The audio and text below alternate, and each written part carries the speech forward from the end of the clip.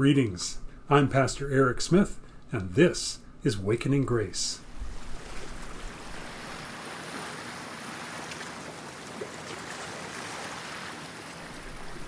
Today we welcome the Reverend Karen Gardner, who is speaking to us from June Lake, California. Good morning.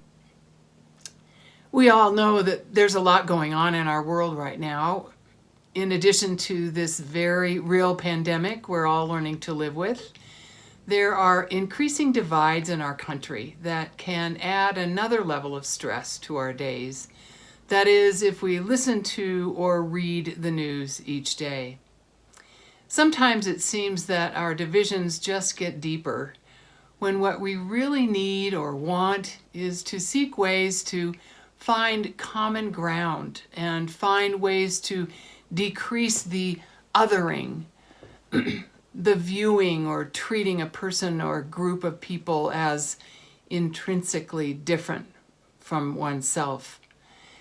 And if I'm being honest, I've often found myself hating the haters, and then in a way becoming more like them than I ever want to admit. But truly, people who are acting in ways we don't like, maybe even including ourselves, are usually suffering in some way.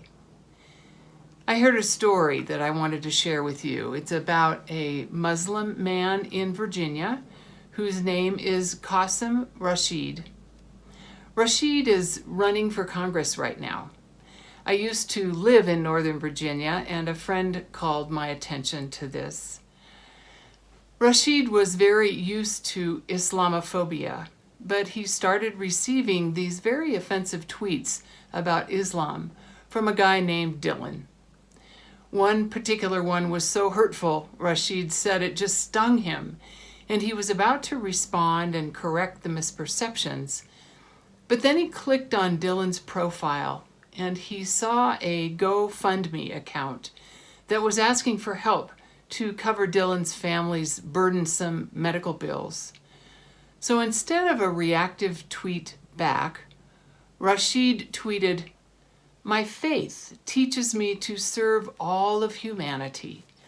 So I've donated $55 to help Dylan and his family with their crushing medical debt."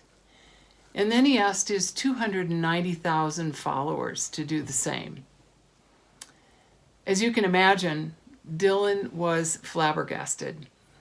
He had tried sending links to other political delegates with no response. So he asked if Rashid would meet him at his home so he could place one of his campaign signs in his yard. So they met there, and then met again for coffee. And the short story is that Dylan still tweets his opinions openly, but they're not anti-Muslim anymore. And he's said he's committed to learning about his biases and that he thinks Rashid is a patriot because, said Dylan, a patriot is someone who does for the good of the community. It doesn't always work out that way. We can't always respond to the person who's hurt us by trying to help them. But reaching out with a new understanding to someone in some way might help us to make a U-turn and bring compassion to a division so that we might see with wiser eyes and a more open heart what's really going on.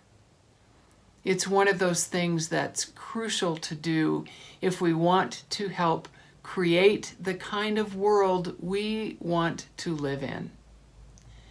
It could be a moment of Wakening Grace beginning this very day. Will you pray with me as I use a passage from Psalm 51? Create in us a pure heart, O God, and renew a right spirit within us. Restore to us your joy and grant us a willing spirit to sustain us. May it be so. Amen.